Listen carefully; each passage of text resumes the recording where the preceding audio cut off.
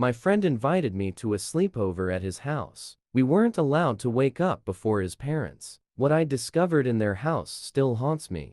When I was 11, I was the worst student in the class until the teacher, Mr. Johnson, sat me next to the new boy. Alex and his family had moved in the middle of the school year, so he just appeared in class one day. During his second week, Mr. Johnson tried to get him to open up by asking about his favorite TV show. "What's a TV show?" he replied. Everyone laughed. It seemed like he was pretending to be dumb to be funny. Everyone thought he would become the new class clown, but instead, he rarely spoke and scored high marks in every subject. A few girls tried to be friends with him. Maybe they found his mysterious demeanor interesting, but they eventually found him a bit strange. As desk mates, Alex and I often clashed. Because I was left-handed, our elbows always bumped into each other when we wrote, and he always got angry when I wanted to borrow a pencil. So of course, I asked for one as often as possible. Every time I asked Mr. Johnson to move us, he said, "Josh, there will be times in your life when you have to spend time with people you don't like. Get used to it." One day, when I was struggling with a difficult math test, Alex offered to help. I guess he finished early and got bored. It was my first day without us ever really agreeing to it. He started helping me with homework and tough assignments, and soon my grades improved so much that my mom bought me a stack of Pokémon cards as a reward. I offered Alex some of my duplicate cards, but he didn't even know what Pokémon was. Then he suddenly asked if I wanted to sleep over at his place. "My father really wants to meet you," he said. Why did his parents know who I was? We only sat together, and he knew so little about pop culture that talking to him felt like talking to a wall. Still, I wanted to thank him for his help, and my mom had no objections, so that Friday, I packed some clothes and biked over to his house. His house stood at the end of a long, steep driveway, surrounded by trees. I had to get off and push my bike up. All the windows were covered with curtains. From the moment I arrived, it felt strange. Alex and his parents waited patiently to greet me, with wide smiles. They all had blonde hair and were simple, neutral clothing. A large man introduced them as the Mortensen family. Mr. Mortensen took my bike to the garage while I went inside with Alex and his mother. There was something wrong with the house. It seemed too clean. No clutter, no toys. The antique furniture was older than my grandparents'. In every room, sheets covered objects on the walls, and Mrs. Mortensen sternly told me, "Touching the sheets is strictly forbidden." She led us to a sitting room full of crosses, in all sizes. We knelt on a colorful rug, facing each other. The only sound was the ticking of a grandfather clock. Eventually, Mr. Mortensen joined us and led a prayer for health and good weather. He clearly saw himself as a spiritual leader and spoke a lot about the blind sinners who would face swift retribution on Judgment Day. It wasn't until he announced a minute of holy silence that I heard a low, quivering voice. I focused and blocked out the clock sound. There were muffled cries coming from somewhere in the room. I opened my left eye. No one was looking at me, though the way the family kept smiling gave me chills. I looked around the room. We were alone. When I looked back at the circle, Alex's mother stared straight at me, her smile almost reaching her ears. I quickly closed my eyes, already longing to go home. The silence seemed to last forever. Finally, the spiritual leader clapped his hands and said we should go outside to toss a ball around. On the way out, I listened for more cries, but the sound was gone. I thought my imagination was playing tricks on me. As Alex and I threw a leather ball back and forth in the long grass, his father watched from a primitive terrace, smiling.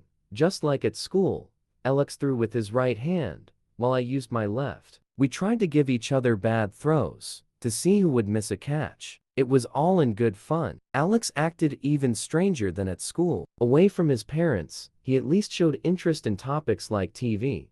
But now, he spoke exclusively about Bible stories and recited his favorite verses. I tried to dodge his questions about my spirituality as much as possible. My arm hurt by the time Mrs. Mortensen called us in for dinner. In the kitchen, we gathered around the table, and she brought out a metal pan with 5 chicken fillets covered in lumpy gravy and canned peaches. Before we ate, everyone linked arms for a prayer. A heavy silence fell over the room, and then the cries started again, closer than before. It sounded like a child, and their voice sounded panicked. If it weren't for the threat of another angry look from Alex's mother, I would have taken a peek. As the prayer continued, the cries grew more hysterical, until something rattled against the wall behind me. Mr. Mortensen's voice grew louder, thundering now, drowning out the sound. I don't know what scared me more, but either way, I got goosebumps. The prayer ended 5 minutes later, and we sat in silence until the table leader said,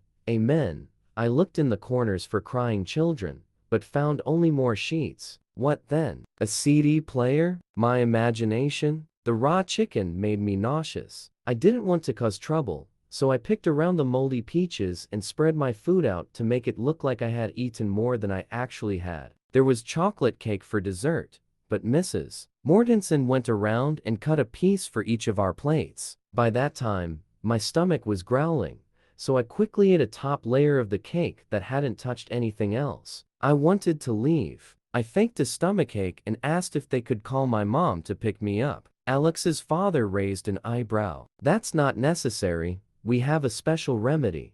He told the rest of the family to pray for my health and led me out of the room. The front door was to my left, and I briefly considered running, but the moment I did, Mr. Mortensen clamped his hand tightly on my shoulder. His smile didn't disappear, but something in his eyes scared me, like an implicit threat. So I let him lead me to an old-fashioned bathroom. There was a locked cabinet above the sink, and the bathtub was already full. A thick layer of foam plus a few dead flies floated on the surface. Mr. Mortensen poured something into the murky water, salt maybe, and ordered me to take off my t-shirt so I could dip my middle in it. I told him I was miraculously cured. "Ah, the power of prayer," he said, with a smile so wide I could count his molars. After that, he announced it was time for bed, even though it wasn't even dark yet. At the top of the stairs, at the end of the hallway, there was a large object that spanned the width of both walls, covered with another sheet. We were led to Alex's room, which was even duller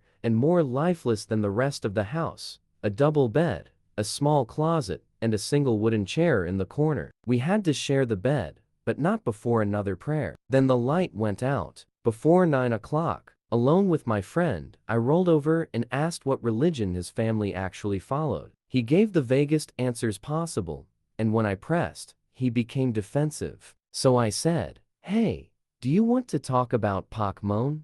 "What's that?" "Never mind," I sighed. Then I thanked him for his help with my math and for the sleepover, even though the house was creepy. He replied that I didn't need to thank him, that it was his duty, and with that strange remark, he rolled over and went to sleep. I stared at the ceiling for at least an hour. Around midnight, I heard footsteps in the hall. I listened as they moved further down the stairs, then back up. Alex's parents' door creaked open. Conversations took place in whispers, and a moment later, the door softly closed again. The footsteps sounded closer now, coming my way. Although they moved slowly, I squeezed my eyes shut. Alex's door clicked open. A moment of silence. Then I felt a cold hand on my face and a sheet binding around my head. I gasped and almost jumped out of bed, but the person quickly slipped away. I pulled the sheet off my head and heard the footsteps move back down the hall. The sound faded away. Alex mumbled in his sleep,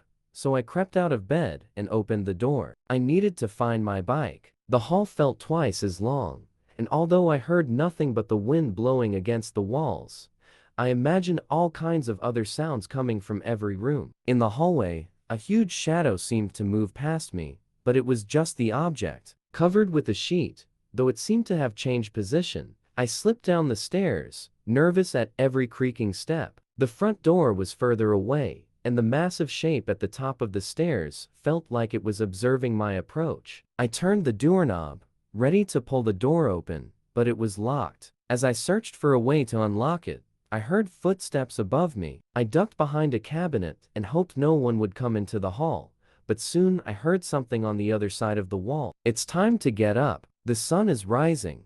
I thought I was dreaming. The voice was, well, like the voices that had haunted me all day, except it came from over my left shoulder, from a hole as big as a pencil point. It made me freeze. "The sun is rising. What to do?" The voice kept whispering, in a monotonous and penetrating tone. It seemed to come closer. A doorknob clicked against the lock above me, followed by laughter. I started sprinting around the table, the living room, to the first hidden window I could find. I struggled with the wooden slats until I could bend a corner up. Footsteps came down the stairs. I wriggled my arm through the gap, turned my shoulder, and managed to slide the wooden blinds up, with enough space for my narrow body. Just in time, jumped out, spun in the air, and rolled onto the dense earth. I got my bike out of the garage without looking back. It was a long ride home, my stomach growling most of the way. I didn't stop for traffic lights. The few cars on the road honked at me. My mom woke up with a start when I walked in. She immediately started asking questions, but I couldn't answer her. I ran to the bathroom, pressed my face against the sink, and coughed up blood. The doctor later said I had a stomach ulcer and prescribed medication. The Mortensen family sent me letters trying to convince me to come back for my recovery, but my mom didn't read them and eventually told them they weren't allowed to write anymore. My friend stopped helping me with homework and eventually left school. When I returned to school after the summer vacation, the principal told me the Mortensen family had suddenly moved and hadn't said where to. No one knew where Alex had gone,